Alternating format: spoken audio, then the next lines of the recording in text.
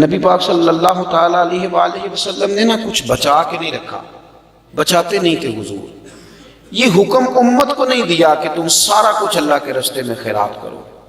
امت سے کہا کہ 40واں حصہ 2.5% زکوٰۃ، وہ بھی ہر روز نہیں، سال کے بعد، اور کچھ صدقات وہ بھی نفلی، ترغیب دلائی، فرض نہیں کی۔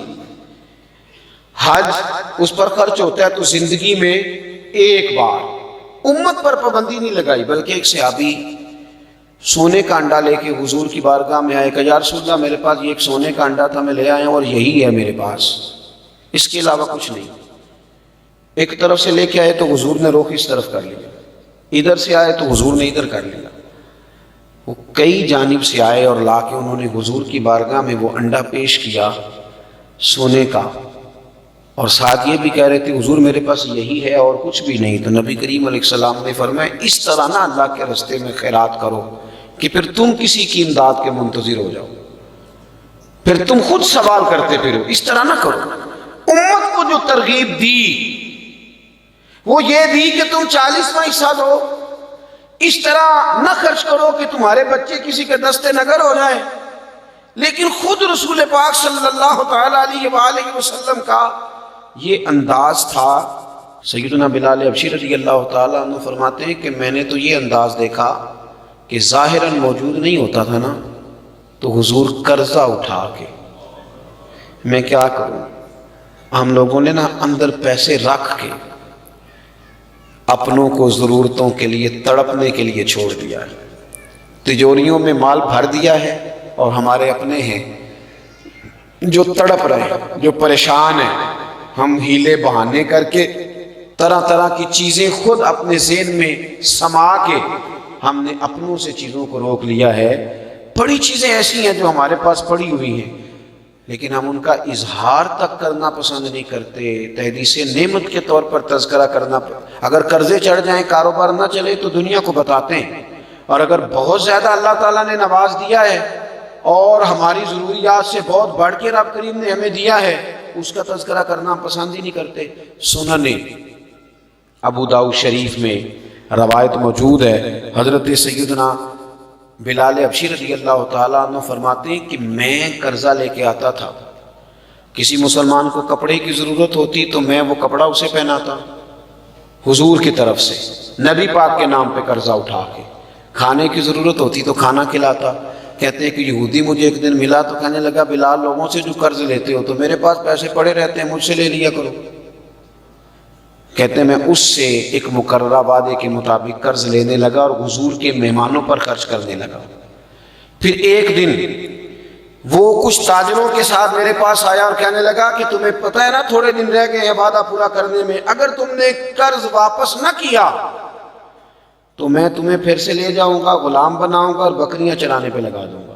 سیاستہ میں حدیث موجود ہے۔ فرماتے ہیں میں اپنے لیے تو لیتا ہی نہیں تھا، یہ تو میں نبی پاک صلی اللہ علیہ وسلم کے مہمانوں کے لیے لیتا تھا، حضور کے غلاموں پر خرچ کرتا تھا، نبی پاک کے نام پہ لیتا، حضور کی طرف سے خرچ کرتا، قرضے چڑھ گئے۔ کہتے میں حضور کی بارگاہ میں آیا، میں نے کہا یا رسول اللہ صلی اللہ علیہ وسلم، آقا وہ مجھے لے جائے گا، اس نے بڑی سخت بات کی ہے، حضور اگر آپ اجازت دیں تو میں کسی مسلمان قبیلے میں چلا جاتا ہوں، جب پیسوں کا بندوبست ہو جائے گا تو میں واپس آ جاؤں گا۔ کہتے میں اپنے حجرے کی طرف، گھر کی طرف لوٹا، اپنی تلوار، اپنا سامان، ساری چیزیں میں نے ایک جگہ باندھ لی، خیال تھا کہ صبح نکل جاؤں گا اور جب اہتمام ہوگا تو آ جاؤں گا۔ کہتے میں اٹھنے کو تیار ہی تھا کہ ایک شخص دوڑا ہوا آیا، کہنے لگے بلال جلدی آؤ، نبی کریم نے بلایا تے جے محبوب بلاوے ایک دم پھر اسی سر نو پیر بنائیے، او سر منگے تے سر دے دئیے تے کدے بھی دیر نہ لائیے۔ فرماتے ہیں کہ میں حضور کی بارگاہ میں گیا تو 4 اونٹ مال کے لدے ہوئے کھڑے تھے۔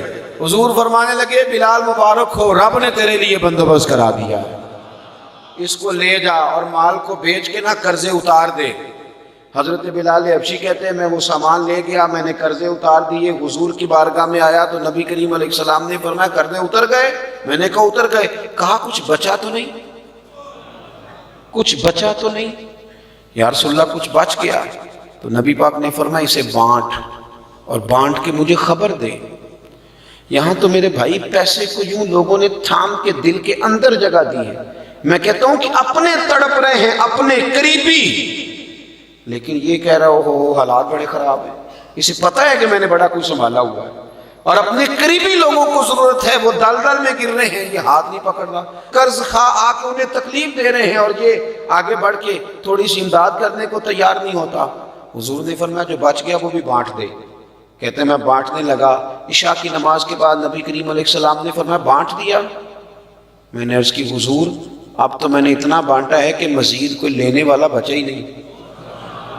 تو اللہ کے محبوب علیہ السلام کی خدمت میں عرض کرنے لگے حضور مال ابھی بھی بچ گیا ہے۔ تو حضور فرمانے لگے اگر بچ گیا ہے نا تو پھر میں گھر نہیں جاؤں گا، رات مسجد میں رہوں گا، جب سارا بانٹ دو گے نا تو پھر گھر جاؤں گا۔ جب حضور اپنے گھر میں مال ہو تو گھر نہیں جاتے۔ ہم نے کیوں سنبھال کے رکھا ہوا ہے مال؟ کیوں ہم سخاوت کو تیار نہیں ہوتے؟ یارو کیوں ہم لوگوں کی اشک شوئی نہیں کرتے؟ کوئی ایسا ہو جس نے کبھی جھگی والے سے جا کے پوچھا ہو کہ بغیر چھت کے دھوپ میں کیسے گزارا کرتے ہو؟ کبھی پوچھا ہو کہ طوفان آتا ہے تو اپنے بچوں کو کیسے سنبھالتے ہو؟ کبھی پوچھا ہو کہ شدید بارشوں میں تمہارا حال کیا ہوتا ہے؟ کبھی ہم نے کچی آبادیوں میں جا کے معلومات کی ہوں، کبھی ان گھروں میں جا کے دیکھا ہو جہاں بارش ہوتی ہے تو برتن رکھے جاتے ہیں کہ جہاں جہاں سے چھت بہہ جائے گی، جہاں جہاں سے سوراخ سے پانی آئے گا وہ جگہ سمٹ جائے گی۔